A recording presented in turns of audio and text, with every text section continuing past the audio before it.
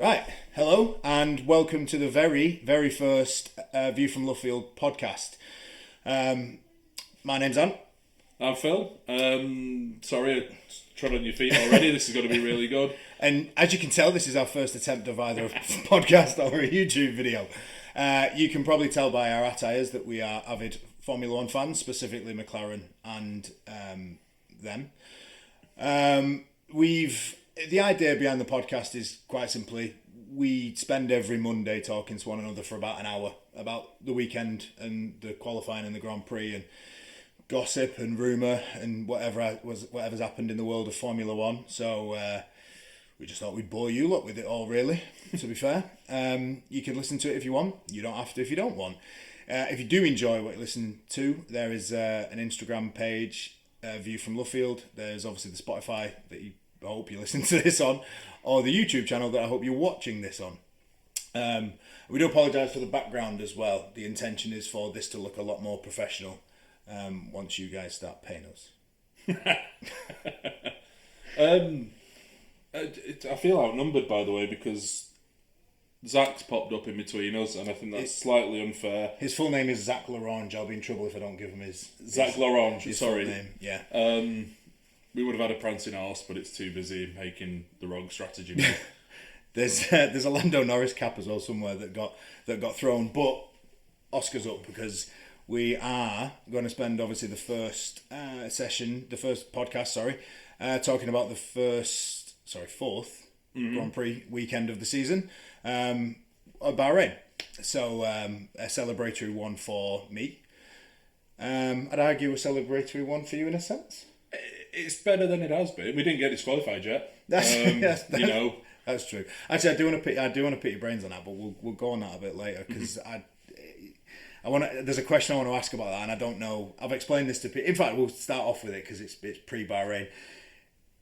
I know there's no other way around it because they can't weigh the cars on the track. Mm-hmm. But this, for me, I find it really, really annoying when someone finishes. I can't remember where the Ferraris finished in that particular race. Was that China? Yeah. I can't remember where the Ferraris finished in China. But I find it really annoying when you see a result, you turn the TV off, you go about the rest of your day, and then about 4 hours later you might see it on Sky Sports News. Other news channels are available. Or you might see it on your phone or something that there's been a disqualification and then it just completely throws. You wouldn't get it in football, for instance. No, I mean, Crofty said it in qualifying, didn't he? It's like having a goal disallowed from VAR 2 hours after the match when you're on your way home. And it's a difficult one, isn't it? Because they have to weigh the cars, they have to weigh the drivers. I mean, you could argue that Ferrari knew they were in trouble because if you watch Leclerc's cool-down lap, he was pretty much on the grass most of the way around trying to pick up as much as possible. I don't know. It's always been the rule. Most teams don't flirt with disqualification as much as other teams seem to. No, and I get that. And my opinion of it at the time was they know the rules, so if they're getting disqualified, it's their own fault for getting disqualified. I just there's got to be. I don't know what the answer is. I don't know why I brought this up. This is a horrible podcast. I was going to say there's no resolution, but I don't know. It just feels for the fans. It just feels like, especially those. I always think back to those that are actually there. So those that are in the grandstand at China. Yeah. Let's say you've got Ferrari fans in the grandstand at China. There was a fair few. Yeah, there will be, especially with Hamilton now. They've left. They think that they've seen their team finish in the positions that they finished in. Again, I can't remember, but to then come away and not have got anything. I don't know. Well, you could argue they still got the spectacle of the race, and if Ferrari had been disqualified pre the race, they wouldn't have even seen them now. Well, yeah, that's true. I suppose it depends what you've gone for, though. If you've gone to actually support your team in a competition, yeah. I mean, I was obviously over the moon because it puts us further ahead in the constructors. Yeah, I'm trying to think of an answer. There isn't. It's I can't stand the idea of that. But then, never mind. It was bad enough the constructors last year. Yeah, I didn't celebrate that, so I didn't. No. Anyway, let's move on to Bahrain then, because we've just started our podcast with a topic that we're never going to answer, the unanswerable question. Qualifying. What did you make of qualifying? I did make notes, and just to warn everyone, my phone is sat Sorry, it's Not awful. rehearse this. It's Not awful if you're on the podcast listening to this because you can't see where I'm pointing. It's right next to me, so if I look away, it's because I'm trying to read a few notes I'd made. The first thing I made a note of during quali was Red Bull.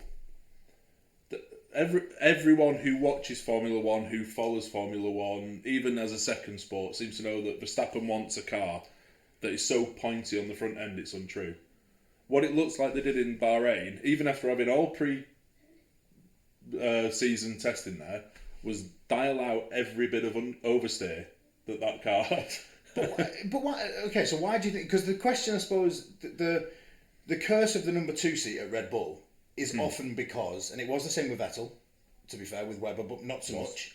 But the curse of the number 2 seat at Red Bull is purely because there is so much attention paid to what Max Verstappen wants in that team, and rightly so, 4-time world champion, all the records he's got, etc. I get it.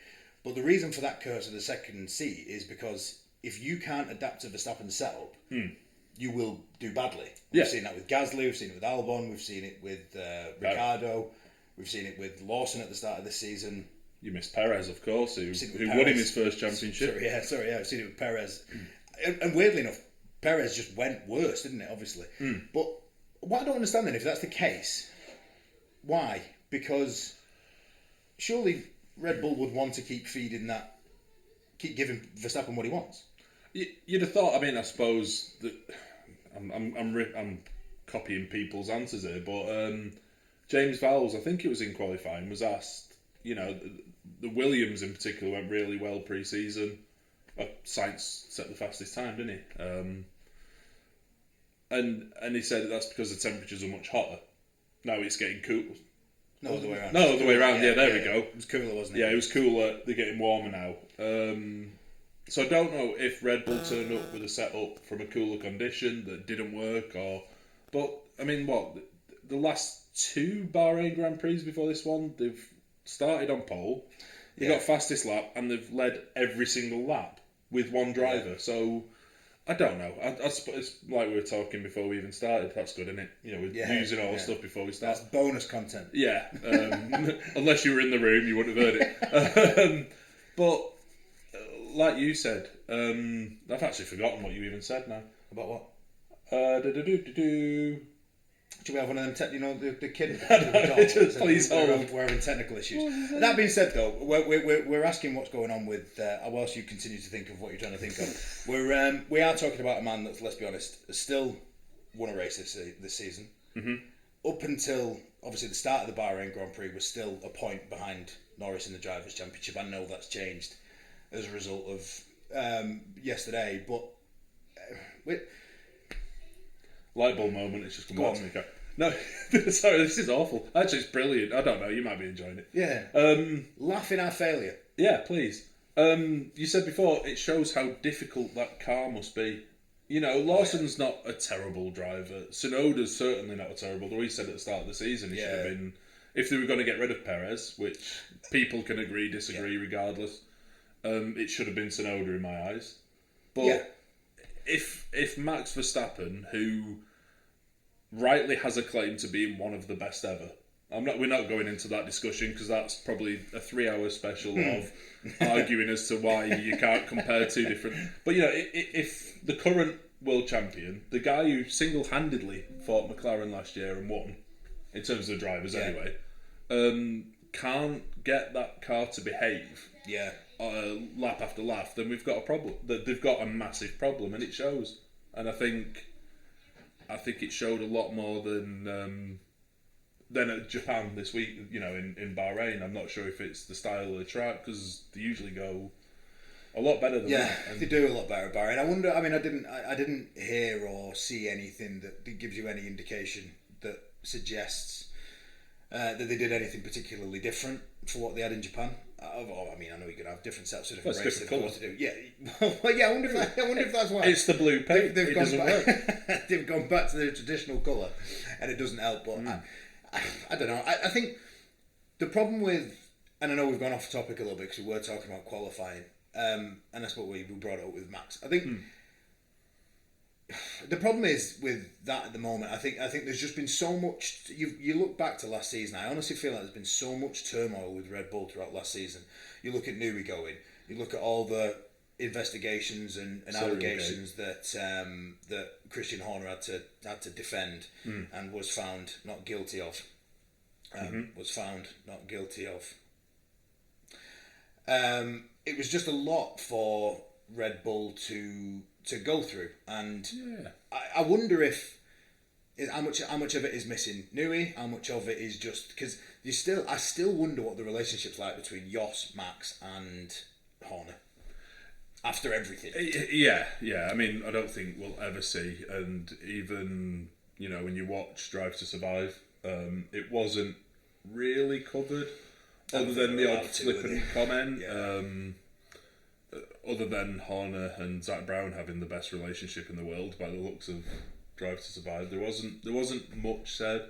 So it's obviously a potential sticking point. Let's say that we don't know it is, we don't know it isn't, but there's potential that it is.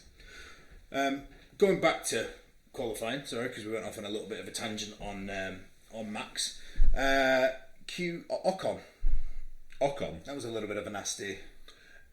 It wasn't. It felt really almost bad luck that it happens. On the other side of the road to where Grosjean. Yeah, I know. It was. I said that didn't click until they said it on commentary. Yeah. When I was watching it, it didn't click. But this goes back to the point again that we made before we started recording the podcast. Is there seemed to be a lot of difficulty getting any sort of grip coming out of 2. More so than I ever seem to remember. I mean, you get it in pre-season, but you think, well, it's dusty, it's not been used. Yes. And, what was it? Brundle came out, or was it Crofty came out with that brilliant quote about the tarmac's older than at least 2 of the drivers on the grid. Yeah. British tarmac as well. It's never been resurfaced, which... Is it Antonelli and Bortoletto? If I said his name right. Definitely Antonelli, because he's like 12. Yeah, well, yeah. And he looks about 12 as well, bless him. My 11-year-old son looks a bit older than him. But, no, it's I don't know. I don't know if they were riding a lot more curb on the exit of 2 than I've ever seem to remember them doing. It was especially noticeable, again, obviously very noticeable with Ocon being in it, but it was very noticeable, we said again this before with the podcast, and that's why we're bringing it back up now. We've got to stop talking before. We'll just click something. Film. There was you noticed it a lot during the race, especially when they were following a car. And I know in commentary they sort of mentioned that was because of the dirty air in front. But I did wonder.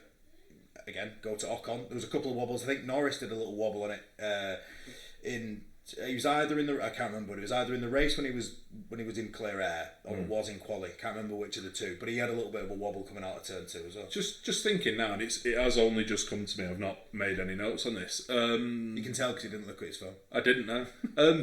They were talking about there was a headwind into turn 1 during the race. Yeah. Was it? So headwind, it's face on. So if you're going into turn 1, look at me drawing this map now. You turn 2. Still sort of in the same direction. Yeah, but if you're it's north blowing, in turn 1, you're about north. Whether it's catching the side of the car on the way out or possibly. It was just an interesting one because I thought I didn't put 2 and 2 together. They mentioned it in the race that there was a lot that were losing the back end, and they blamed it on the dirty air. But then Perry dropped that as I was reading through my notes for this. Is that Ocon binned it there. Hulkenberg nearly binned it because it showed the replay straight Hulkenberg after. Nearly binned it as well. I mean, the good news is that everyone's all right. They got to start the race. I do always love, and I've got to throw this out there. I love when someone either in qualifying or in the race or in practice or someone bins it, and the camera angle goes straight to the pit crew. The mechanics, because they're all sat there thinking, right, that's me working through the night. It was Williams last year, wasn't it? It was Williams every week. Time. There was one guy in the Williams pit crew. I swear to God, I saw him that many times. I think I knew him by name. I think I knew where he was from. I think I knew his wife's name. He'd aged about 20 years as well during the season, I think, because of the amount of all-nighters he had to do. But, it was... but no, you're right. Good to see Ocon get out of it and good to see... And actually, to be fair, we'll touch on it again in a bit, but Haas impressive this weekend. Especially in the race. Yeah, because, I mean, having been one of the standouts and clearly a future Ferrari driver, I hope, Behrman's been on fire this year. And then qualifying complete back end of... and I think, though, Yeah, I know we're talking about qualifying. We will. This will happen because we're ignoring the fact that we're recording this in a sense, and we're just having a normal chat. But the one thing with Behrman, I think qualifying is the exception to the rule, and the race is actually the sort of qualities he's got, because we've seen him do as well as he did in the race. Certainly, if you go back to his appearance in Saudi last year in the Ferrari as well. So we've seen him do what? Oh no, sorry. That brings me to a question, but I'll let you finish what you were saying. So we've seen he's got that quality. Qualifying was just I don't know. That's it was just a surprise, I suppose. It was really surprising to see him at the back. Just going back to something Crofty said, and I'm not questioning the mighty David Croft in any stretch of the imagination, but his first Q3 appearance in Japan, Behrman, where did he qualify for Ferrari in Saudi? And I know I should know this, looking at all the red that I wear. And yeah, I think was he 11? I don't know, but this should be a question that I ask you, I guess. I know, and yet I don't. If anybody at all has subscribed or is interested in answering this and calling me a complete fool for not knowing, then feel free. But I cannot remember. But it was one of those, he mentioned it, I went, but he got 7th in the race. Was he 12th? In fair, I have no idea. In fair, I couldn't tell you where Lando qualified in Japan last Bahrain. year. And yet we're just running through. I couldn't tell you where. Well, I could tell you where he qualified in Bahrain. In fact, we'll go on to that. Yeah, go on, quali. Well, let's do quali. Because, yeah, again, as Phil said, if you've got any answers to the question of where did Ollie Behrman qualify in Japan 2024, answers on a postcard. Japan? Saudi? I thought you said Japan. No, he wasn't racing in Japan. Oh, God. Saudi, when he replaced Sainz, Sainz had his pre-Williams medical check and had his appendix taken out. I'm sure you said Japan. No, again, they were saying about Japan this year being his first. Okay, fair enough. Yeah, that's my confusion then. I'm not going to watch this back and look out for that fault.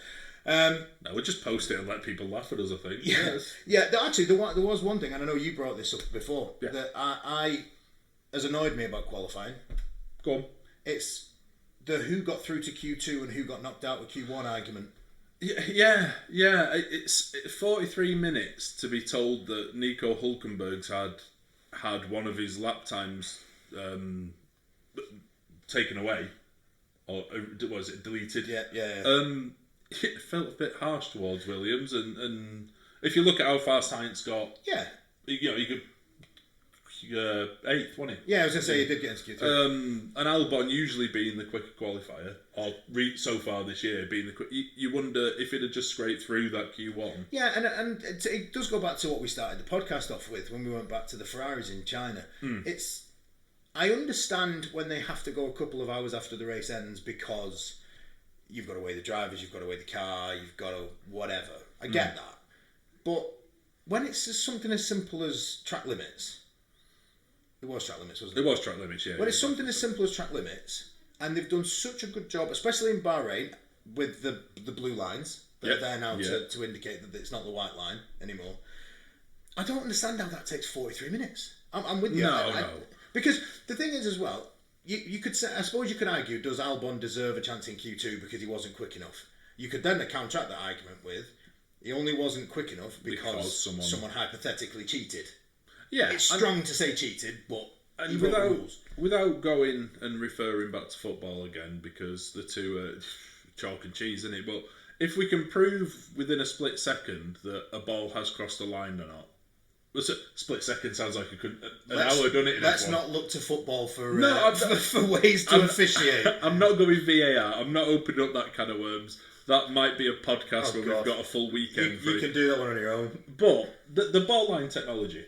It has crossed or it hasn't. Yeah. And the referees watch vibrate.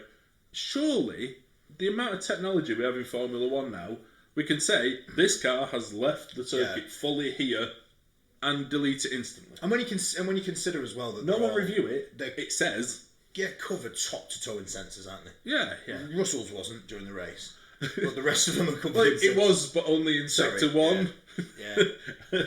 Just quickly on that, did any Mercedes fans out there? Did you panic when Russell all of a sudden went from second to third, fourth, fifth, sixth, seventh, eighth? And did you see it on the timing screen on the side? Sorry, any Ferrari fans celebrate thinking we might get a podium. We're touching on the race again. Sorry. Yeah. Qualifying. Other than that, just a quick finish, just to wrap up on the Hulkenberg one. Yeah. I think it's a shame for Albon, I think it's pretty appalling that it's taken them 43 minutes to come to that decision. That you know, like we said at the start, you want to see the race and know that that's the final classification. All right, they can't always guarantee that, but with qualifying, especially with something like if his violation was he was underweight or anything else like that, then I get it. But when you consider it, it was something you can see there and then, yeah, or someone could see there. I mean, unless it wasn't track limits. I'm pretty sure it was. Again, if anybody wants to correct us in the comments, I'm pretty sure it was track. I said track limits on my notes, but I could have been wrong. Probably was. I was getting mocked for taking notes at the time. I was actually. Sorry, I'll run through very quickly. I'm assuming everyone. We should have actually got the results up so we could tell people, but we haven't because we've not thought that through. Well, let's just consider that this is our first podcast. No, I'm throwing things out. And to be fair, the results have probably changed again. Provisional, even though this is still provisional, even though the race has happened. Yeah, so at the start of next week's podcast, after the Saudi Arabia Grand Prix, we'll discuss where everyone actually finished. Lance Stroll, how long has he got? Was a comment I made. I know we brought this up. Can we just broaden this out as a discussion about Aston Martin? Because the two things for me with Aston Martin. Yes, one, how long has Lance Stroll got? The answer is already too long. Look, no disrespect to Lance Stroll. Oh no, he was cracking in the Williams. Yeah, he was. He showed some performance. And we saw some stuff from him in Force India as well. We saw some stuff in Lance Stroll that makes you think there's a decent driver in there. And his record previously in the junior series proves that Lance Stroll is a very, very talented race driver. The fact that he came back from... you remember his training crash pre-season? Yeah. Came back with a broken hand and was phenomenal. And I'll say this now, whilst it's our first podcast, I will never question any driver's ability. Oh yeah. There is no point in that. These are the 20 of the best, if not the 20 best. I certainly, at the age of 41. Carrying the weight I carry, could get nowhere. And we've tried Formula Silverstone. We know how difficult it is to get into a single seater. Yeah, just to get in. Just to get in, let alone start the thing.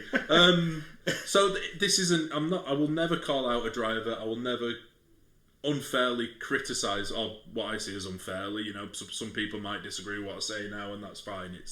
It's supposed to be a discussion, a debate, our feelings. But I'm not saying Lance Stroll can't drive a Formula One car. I think that's a ridiculous statement. No, but what I'm saying is, they've got Drugovic on the sideline. What a driver!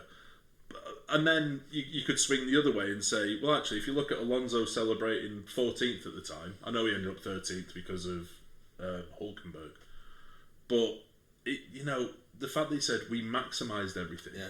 Then is Lance Stroll really? Is it that embarrassing to be 5 places behind Alonso? I think the only I think a lot of people, because we all laugh at the memes about Lance Stroll's only got the drive because of his dad and stuff like that, and I hope that they're just meant in jest, because like I say, he's a talented driver. Lance Stroll, if you want to donate towards the podcast, or your dad does. I'd probably wear a number 18 cap. When this background's green next week. No, he's clearly a talented driver. I just think is he one of the 20 best drivers in the world? And that doesn't just stem for Lance Stroll. There'll be throughout this podcast. The idea of this is to give you our honest opinion. It purely is our opinion. People might think it's nonsense, or they might agree. And it's an unqualified opinion. Please don't think I in no way think I'm any better than any other F1 fan or anything. Like that. It's just I have a passion, and I want to share. We want to share the passion. It's not. I think my opinion's more important. It's certainly not most of the time. I mean, look at who I support.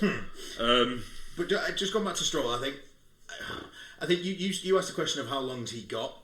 I think the problem Aston Martin have got is A, how long has Stroll got, and B, how long have they got Alonso? Yeah, I mean, from what you hear everyone talk about, and what I believe to be the case. Again, we don't have access to interviews with drivers or. We see what you see. Adrian Newey's working on the 26 car, which makes perfect sense. There's a huge change of regs. Everything changes. That's when he is most potent. That's when Aston Martin will turn up 400 minutes faster than anyone else around the track.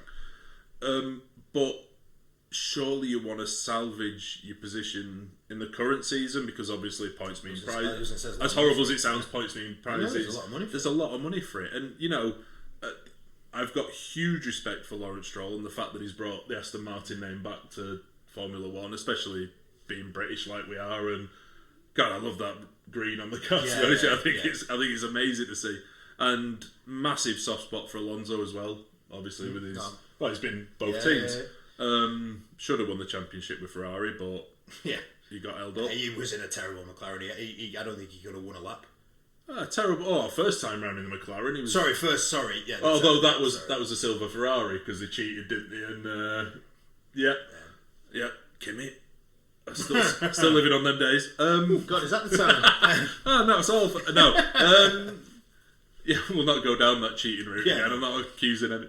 But so I think Aston Martin are in a tricky place. Did they say, Adrian, do you fancy having a look at this? Or do they really focus everything on what could potentially be... they've got Honda next year, haven't they, as well? We've seen what Honda do with Red Bull. Is it a case of them going, no, we can afford to write this one off and they'll turn up being the fastest car next year? But, has Alonso got enough time to write... I'm making him sound like he's 97 years old. He's older than me, which is rare. But does he have enough time to write a season off? The only thing I keep thinking to myself is Alonso came back to win one more World Championship. He must have done. Otherwise, why has he? He's not. Alonso's not the man who turns up to drive around the track. Is No, he? of course being not. polite? Quite. But so it's a lot of faith to put in. I don't know what. I don't think there'll be any seats that are better for him that are available in 26. Are better for him if you like. No, but there's a lot of drivers recently who've taken the plunge and had a gamble and are hoping, whether it was going to be this year, whether it was going to be next year. Sorry, there was one guy who took a gamble on my team, wasn't there? Who's reasonably successful. He's won one or two. He's won a few. And I suppose, especially Lewis and Fernando and good God, I'm the same age as them, or in exactly the same bracket. They've taken a punt at what they think is the best. I don't know if Lewis is as much of a punt. I feel like Lewis is just... Everyone wants to drive a red car. Yeah. I think was it Vettel who said it? Everyone's a secret Ferrari fan. I think everybody is a secret Ferrari fan. And if you're not, you're wrong. There we go. We've just lost that one person who was listening has just gone. Yeah, that one Mercedes fan has just gone. One Mercedes because you praised Hamilton. To go back, it's a rarity for me. Yeah, to go back onto quali, because we will go off on tangents, just because this is what our regular Monday conversations are like. To go back onto quali, I thought Lando will be disappointed with himself on Saturday.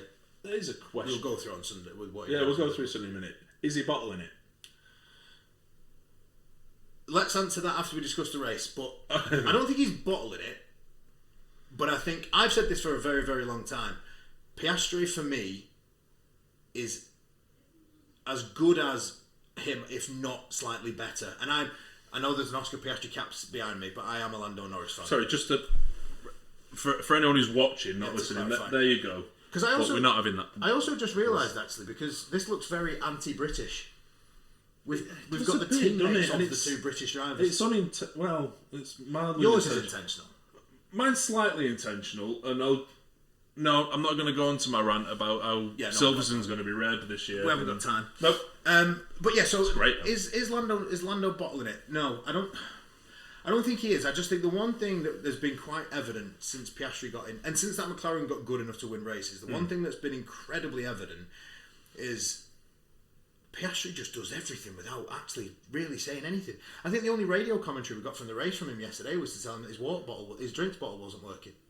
Oh, he came on the radio near the start though, didn't he? And said it's getting a bit tricky now. Yeah. When his softs had run, I don't know, about 14 race distances or something. I do think, I don't think Lando's bottling it. I think the difference is between the two. I think McLaren has been built around Lando Norris. Effectively. He's been there since he was 3 years old or whatever he was, something stupid. What, last year? Now he's 5, yeah. He's been there since, you say that, he's older than Piastri. We say that he's been there for however long as he's been there and blah, blah, blah. And we know that there's a closeness between Zach Brown and Lando. Mm-hmm. And I feel like Lando probably feels a lot more of the pressure. Let's look at the big deal that McLaren made over Norris's first win in Miami as opposed to Piastri's first win. It was. I'm not saying that McLaren are favouring Piastri. I just think there's a lot of attention on Norris. Last season it was Norris v Verstappen. This season it was this is Norris's year. And I honestly think Piastri's got the cooler and the calmer level head on him to just go, all right, fine. Keep talking about Norris, because all I'll do is I'll just keep winning races. Because yesterday, we'll go on to the race in a minute, but yesterday, from a qualifying point of view, Piastri did exactly what we expected McLaren to do, which is the point I'm getting at. That McLaren going into the weekend was it was 1-2 every session. Was expected to run away with absolutely everything that weekend. Piastri did exactly what McLaren thought that both cars would do. Lando qualified in 6th, and I'm not going to say... He even said he made mistakes. It was a difficult interview, that, wasn't it? Yeah. If you saw it on Sky. Yeah, because, I wouldn't say... I don't want to go as far as to say sulky, because Lando Norris will never ever see this, but if he does, I love you. But if... It was just... It almost felt a little bit... The pressure gets to him more than it gets to Piastri, because there was a comment he made, and I'm not saying this verbatim, so I'm not word for word, but it was, Oscar's just going to run away, so I'll try and get second, or something along those lines in the post-qualifying interview. And that, to me, that's going to be the difference at the course of this season. That car, 4 races in, is mega. Yeah. And it's going to be between them two. For now, Ferrari's had an upgrade. We'll talk about that in a minute, because I know you wanted to touch on that. Ferrari's had an upgrade. Red Bull will get better. They just will. They're too good not to. Yeah. So Mercedes actually probably the surprise outfit for me so far, certainly at the weekend. So there's still 4 teams in it, or it's got the potential for 4 teams to be in it, like it was at the back end of last year. But McLaren could actually get themselves in a point where that constructors is pretty much wrapped up by the time anybody even gets involved. So it is going to be between them two for the drivers. The constructors, I think, is a shoe on. We'll go on to that at the end anyway. Yeah. I just think and I've put this as a note on quali as well. Is this could give Zach Brown, who is one of the stars of Drive to Survive, a real headache, because they're going to take. Can we actually just go back a sec there? He's not just the star of Drive to Survive. He's a hero. He's a god, and he's absolutely pulled us out of nothingness and made us. To be fair, not even a challenge. No, that's Andrea Stella. No, it's a combination of the two. No, that's the ex-Ferrari guy. They can't even let us have a win. Christ almighty, got to try and claim that. I'm claiming everything. I claim what I can. Fred Vassar's the best thing ever. Driver of qualifying. Actually, to be fair, I had him not in my notes for driver of qualifying, but I actually now have him as driver of the weekend. No, driver of qualifying was Leclerc. No. If you look at the gap between Charles and Lewis, which is highly unfair, but this is the only thing I can cling on to as a Ferrari fan, is claiming a driver of the day. Oh, actually, Lewis won driver of the day in the race, didn't he? Yeah, well, on that. Sorry, no, what's with the driver of the day voting at the minute? That's weird, isn't it? Because Tsunoda got one. That's like in Japan. Yeah. Was it not? Was that only local votes allowed? I just think there was a lot of passion in Japan for the fact that Yuki had been given his chance, and maybe that swayed the voting ever so slightly. Maybe. That's my political answer. Yeah, I'm saying Leclerc for getting second, which I'm going to pick up on in a minute. No, second. Third. Second. Right, for qualifying third in a Ferrari that, although it's had its upgrades early, and the upgrades were never intended for Bahrain, so probably shouldn't have run as well as they did in quali. I know you've got a theory about the Ferrari at the moment, which we'll move on to for the racing. But I think to put that in third and not be far off the two in front was a stellar job. But we know the problem being we know Leclerc is the fastest man on the track over one lap. If you put everyone in equal machinery, I still think Leclerc could beat anyone over a single lap. I suppose it depends on the sort of track. As long as it's a Ferrari. I suppose it depends on the sort of track. But look, he's up there. You know my opinion on Leclerc. We've had this conversation many a time. We'll probably end up moving on to it at some point during the season when Leclerc proves him right. We will. So I won't do it now. No, driver of the weekend was Gasly. Driver of the weekend was Gasly. Driver of qualifying was Gasly. No, sixth. Charles. Sixth. Which was fifth. But if Leclerc got second, then Gasly got fifth. You know, I'll yield to that because I thought Gasly was mega. Absolutely. What's really weird actually about this? Doohan wasn't bad neither. No, he wasn't. 11th. We said about the Haas being good all weekend. The Alpine was good too. What's really interesting actually is when we were talking about setting up this podcast. I don't know if you remember this. We were talking about setting up this podcast, and I gave Phil an example. I just said what we could do as well is we could touch onto a particular driver that we thought did well. Might rephrase saying touch a particular driver. We'll touch Gasly if you wanted me to be fair. I've lost my train of thought. And we did, and the irony was when I said a driver, for example, we could say how good was Gasly this weekend, and the irony came to fruition that Gasly was actually incredibly good this weekend. Stellar this weekend. The battle with keeping Verstappen behind him towards I know Verstappen picked him at the very, very end. But that's sorry. To keep him behind him as much. First points this year, LP. Yeah, and it's not looked. It's looked better than last year, but my God, it wasn't difficult to be better than last year. Only just better than last year. I thought he did. I thought he did better. I think there's still. I think it's a shame that Gasly, and I will go off Gasly in a sec. I think it's a shame that Gasly got the Red Bull driver as young as he did, because it's getting better year upon year. And I think if you put that Gasly, the current Gasly, back in a better car now, or improve the Alpine, but I think he's probably more likely to get a better drive elsewhere. Look at it this way then. When Gasly was... we'll move on to the race in a second. I just thought I'd ask a serious question. With Hamilton, of course, still being one of the greatest ever and being in one of the greatest teams ever, or the greatest team ever, with him coming to the end of his career slightly, I had to drop that in again. Most winningest. As he's coming to the end of his career, say Norris had decided he was leaving. It's completely hypothetical. There's no rumour there or anything. Would you take Gasly in your team? Because I think I would in Ferrari. I think I would. I'd gladly. I mean, it depends. I'd take Sainz back tomorrow, of course. I was going to say it depends. Is it Gasly or? I'm trying to think of an example, but is it Gasly? Like, are you saying you take Gasly over, say, a Piastri, for instance, or are you just saying Gasly's your only option? I'm just saying, if you look at Gasly at the start of his career, was quick. Occasionally, I mean, Christ, he's a race winner. Let's not forget that he held Sainz off, didn't he, in Monza? Yeah. So he's a race winner. He knows how to do it, but he's not had that many chances, and he didn't really flatter himself much in the Red Bull. No. And got demoted. And everyone was talking about is he that good? Is he not? Age plus on top of the we touched on it before, the curse of the Red Bull second seat. Well, it's probably the worst seat to get into, isn't it? Let's be honest. Ironically, considering it's probably the best, well, not this season, but the best car. You still know by the end they'll be fighting. Oh yeah, and that's what I said before, and I made this comment. In fact, we'll go on to the race because then we'll do some championship predictions because my point was going to be on the championship. Race, going down the field. Best race of the season. That's what we'll start with. Most exciting one, definitely. And it's funny actually because I think we originally spoke about doing this podcast after Suzuka, and it would take some very experienced podcasters to make the Japanese Grand Prix seem interesting for an hour. So we avoided that. So going through, definitely the best race. I like the fact that there was loads of different strategies. Yeah. Well done to Pirelli there, I think, because although the hard tyres were not favourable for a lot of teams, it gave that mix. Because if you actually look at the Haas with the hards, they were good. Well, they were quick. And to be fair, look at the Ferraris at the end on the hards. I thought...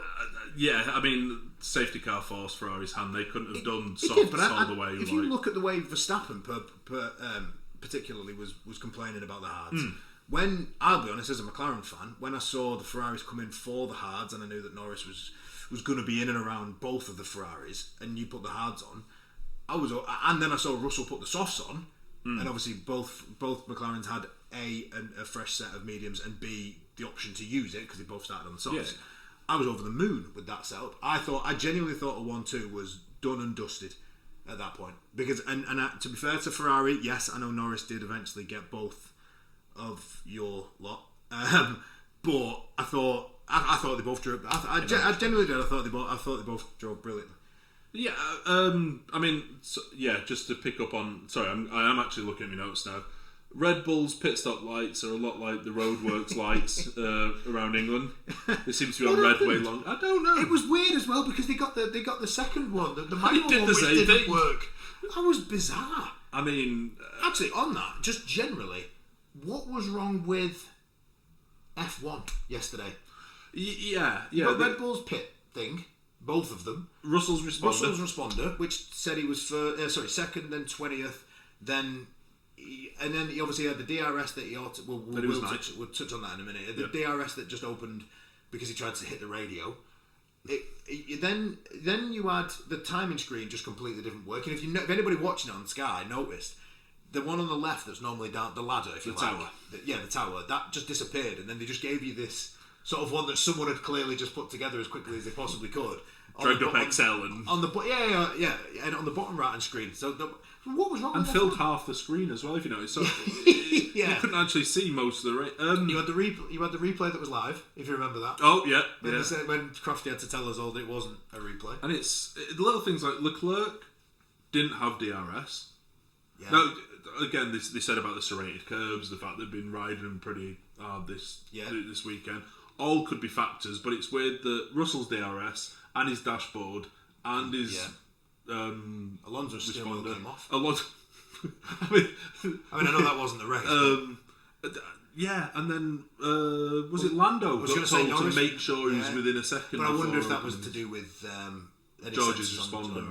I know, but it all felt a bit weird. And by the way, the most random penalty ever given is one place for both Mercedes drivers. I don't know if I've ever seen a one-place grid penalty. I must admit though, I did like it because it was right. They went out rules before. Yeah. So again, I'm always a firm believer in this with Formula One. The rules are the rules. You don't break them. But they broke the rules. But yeah, was it worthy of a 5-second grid penalty or a 10 or anything like that? No, it wasn't. So one. Well, I don't know. It was because weird, if you listen to Ted Kravitz, who is godlike in my eyes, we might have a special Ted Kravitz episode. We need a Ted Kravitz appreciation podcast at some point. Yeah, we'll all wear shorts and walk around. He said, the medical car was coming through the pit lane and was being chased by the two Mercedes. After the Ocon incident. Now, I know Ocon had already been dropped off at the start of the pit lane, so it's not as huge an issue as it was. But what if the medical centre was at the other side of the pit lane? What if Ocon was hurt? Yeah. Don't get me wrong, they'd have airlifted him to it. Yeah. We all have we know the safety procedures, the second to none, but there's a reason you're not allowed to leave.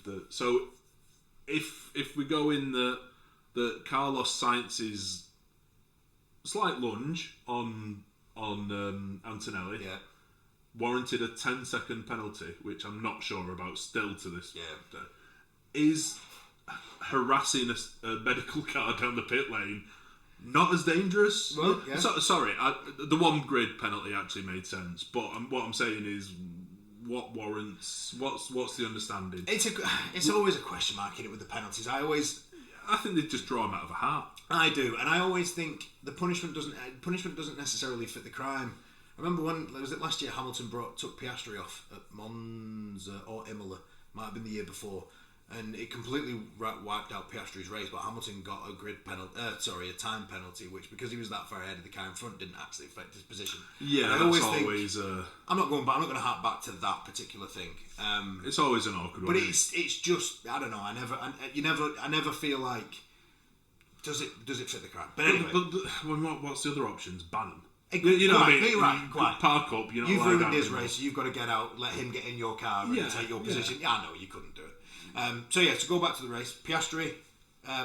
Mega. If anybody didn't notice, he won the race. I know nobody. How did they not show him crossing the line? I know they showed it in the little box up in the corner up here, but do we not watch the race win across? I mean, we used to get bored when it was Verstappen, and you could hark back years because it's all one big cycle Formula 1, anyway. So you could say Schumacher. Yeah. Hamilton, Vettel. But he has every right to be watched crossing it was the weird, finish line.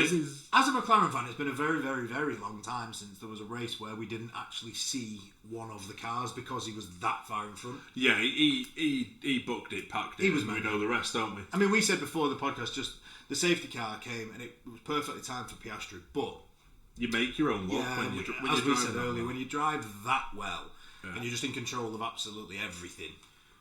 And he was. Let's be honest. Every was on time the George weekend. Russell went, I've taken a tenth off you. It was like, well, there's another 5 tenths. Russell drove well, I thought. Russell very well. I think I loved his comment that the change into the softs on the safety car cautious, was is it? audacious. Audacious, thank you. Love that word. I knew it was a wonderful word. But yeah, I thought. Oops, there goes me out. Oh God, you're knocking them all. I'm ruining everything. No, I thought he did really well. I really do. In fact, I thought he did well all weekend. I thought he did well to He's qualify. done well all season, and I don't admit He has, that. and do you know what? I owe. This is going to be an in-joke, so I will bring it up more during the podcast. But I owe George Russell a letter of apology because I questioned.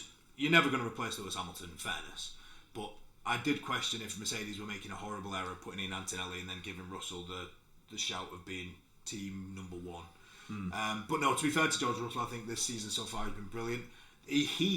Antonelli's. We'll talk about Antonelli in a minute, but George Russell's made that car, I think, actually look better than I think anybody thought it was. Whether that's that the car is better, but I don't think anybody expected Mercedes to be there or thereabouts. I don't think. I certainly didn't. Second in the constructors. I think. Yeah. I think they are. Well, yeah, because there's only one Red Bull scoring, and Ferrari like to get disqualified every third race. So. Yeah. Prediction for not Saudi. What's after Saudi? Oh, Miami? Yes. Is it Miami? Is it Miami? Prediction for Miami. Oh, we'll end up turning up with a half blue car again. Oh no, it wasn't even half blue. We just had blue stripe. I'm straying again, so I'll carry on. Ferrari, few points. So I'm just going through the team. McLaren was stellar. Norris looks like he's feeling it a bit, but is that just because Piastri's on a run of form? Let's be honest. If he hadn't made a mistake in Australia, he'd have probably won every race so far. Yeah, well, I mean that's bold, but that's where I'm going with this. The only thing he's done wrong this season really is the Australia error. Yeah, but I think that McLaren, although looks difficult to drive, I don't think there's an easy car on the grid at the moment. I thought this, and I know everybody's waxing lyrical about how good the McLaren is, and don't get me wrong, it's good but dangerous. I think. It looks like one little error. And you can send that into a wall. Look at Lando. Look how quickly he snatched his front brakes when he's trying to go past. It just does not look like. Genuinely doesn't look like a fun car to drive. It looks fun if you're at the front, but all the great championship-winning cars, the Mercedes, was horrible when he used to follow someone. Ours from last year as well. That was a great championship-winning car. Ah, we had to drop that. I'm going to ignore. No, but the Mercedes, like a la Rosberg Hamilton era, you put them in front. Yeah, right. And no one got near him. As soon as they got stuck behind someone, they weren't that good. Yeah, you saw Verstappen over the last 4 years, and when he got stuck behind, he didn't really like to follow. Hamilton... He didn't like to follow, but to be fair to Max, he just pretty much threw it inside and went, I'm going through or we're going to have a crash. Yeah, Austria. That was... Not that bitter. Not that bitter as a McLaren fan. Red Bull, good God, I don't know, they spent more time stopped in the traffic lights than they did the racing. I don't know what's happening. Do you know what I will say, actually, to be fair, and it does back up what we said, I think, at the start of the podcast, is Tsunoda in for Perez was the decision that should have been made over the winter. Yes. Why it was Lawson in the first place, no disrespect to Liam Lawson whatsoever. No. I just think Yuki Tsunoda's a better driver. Yeah. And it just comes down to that. Agreed. It's nothing against Lawson, I just think Tsunoda's better. So I don't understand why Red Bull didn't put Tsunoda in there in the first place. It might have been an up yours to Honda. Because we know Tsunoda's got a lot of links to Honda and they're with Ford next year, aren't they? I can't think unless like I say there's a sponsorship reason or there's something else. I just don't understand why not Tsunoda. But anyway, but then the reason I bring up Tsunoda is you're right. Red Bull just looked like it just was a terrible weekend for him. But in fairness to Tsunoda, he didn't finish that far behind Verstappen. No. And he's the first point scorer other than Max, so what I'm saying is he got points in his second race, whereas Lawson didn't in two. So he's beating him by far, and not by far, but by that measure.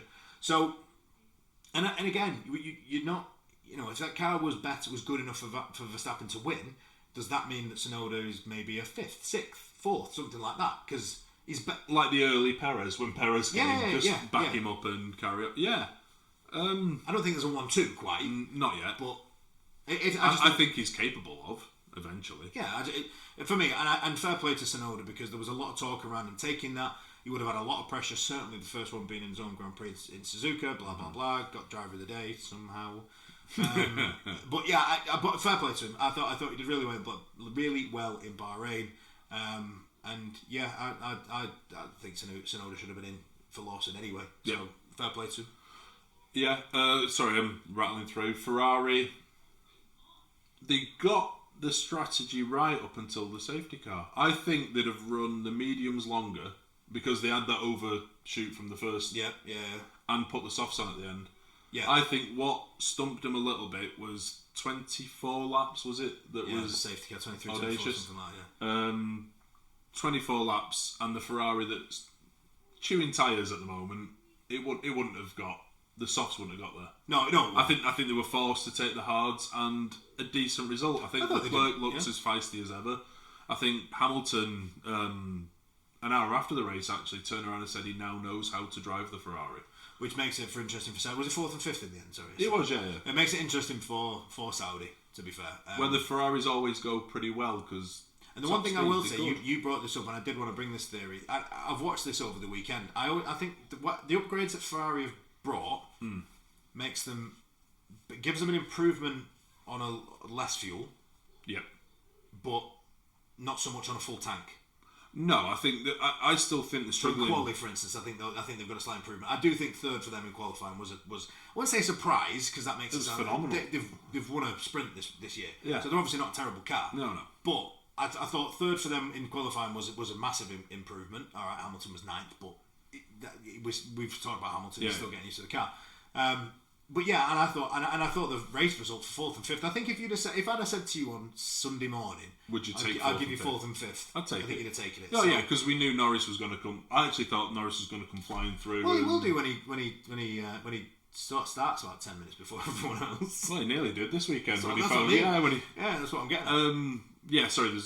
I know we've. Lando was screwed. By his own first gear by the sound of it. He was excited. Sorry, ready to this. Alpine, brilliant. I thought Jack Doohan drove really well. And we've already agreed Gasly was star of the weekend. Name me a team. Racing Bulls, actually.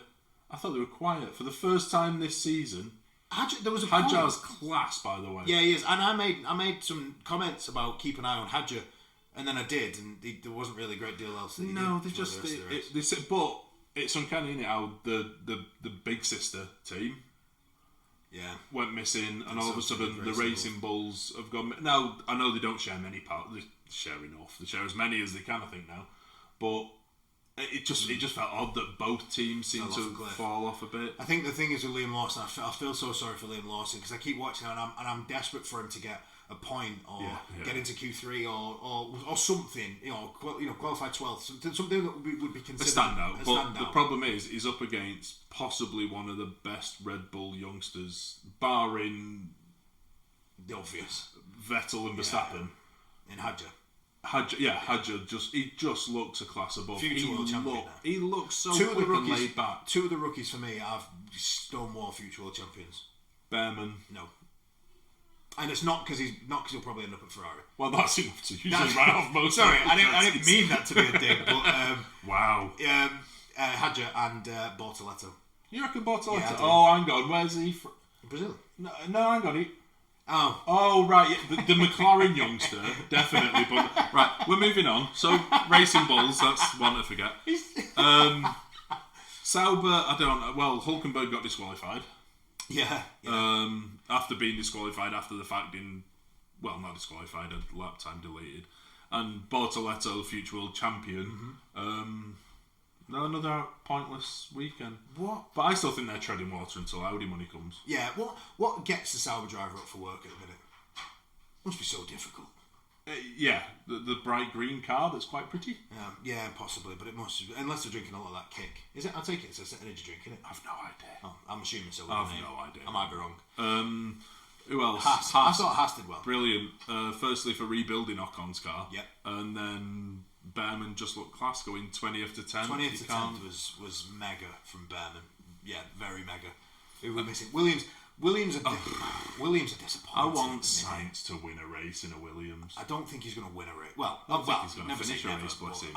It's disappointing. They were so good. You've touched on it before. They were so good in pre-season testing, and then they've just not done anything really. To be fair, Sainz had a Sonoda-sized hole in the side of his car. He did, yeah, and that's not his fault. But even up until that point, it's just and the 10-second penalty was unfair. I still stand by that. Yeah. I'll give you that. Next team, just because I'm wary though. Who are we missing?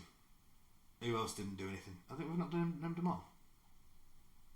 I'm sure someone will mention if we haven't. No, but anyway, best to wrap up, best race of the season easily. However, barring the China sprint, because Ferrari is still the only team this year to win a sprint race. We'll touch on sprints next time there is one, but what a waste of nonsense. Only ones to win one this year. There's only been one. Yep, but we're the only ones to win it. I think McLaren dominant. That's kind of what I expect to see in Saudi. It'll be interesting to see what Ferrari do different.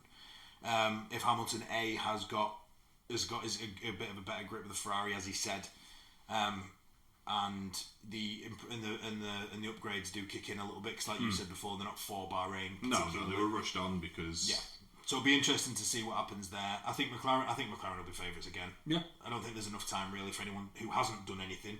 So Ferrari to do anything else. Mercedes maybe an outside shout, but I think Russell's going to be dangerous wherever he goes for second place because he seems to be that guy who sits on a podium. We're going to do this now. We're going to finish with a prediction. So and then you can hold us to this come the end of the season if anyone started listening by that point. Okay, prediction for Saudi winner. Saudi winner, Piastri.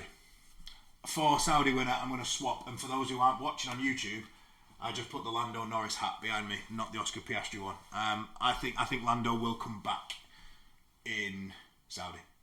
However, and I'm going to say this now, the 2025 World Champion will be Oscar Piastri. Or Max Verstappen. Or Max. Oh, yeah. McLaren will be too busy fighting with one another and Max will come in and sneak it and win it and we'll all be bored again. But no, I'm putting Piastri for the world champion. Any argument? Other than the Max one. I'd love to say Charles and Lewis, but I feel like we've started behind. Yeah, a little bit. And it's a Monday night, so I'm not drinking. Okay, right, thank you for everybody for tuning in, for listening, for watching, if you have watched.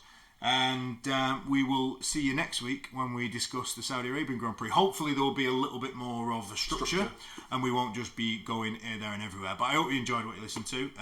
And yeah, see you next week. Please make any comments as well. Yes, if you have any to make other than, Yeah, make nice comments. Yeah, be nice. Make constructive comments. Be nice, not how bad is that guy in the red jumper's hairline or anything. We don't need to know. Yeah, or we can see your moves. Like, we don't need any of that stuff. Just be nice and constructive. You can see them, I can feel them. Anyway, See you next week when we talk about Saudi. Cheers, bye-bye.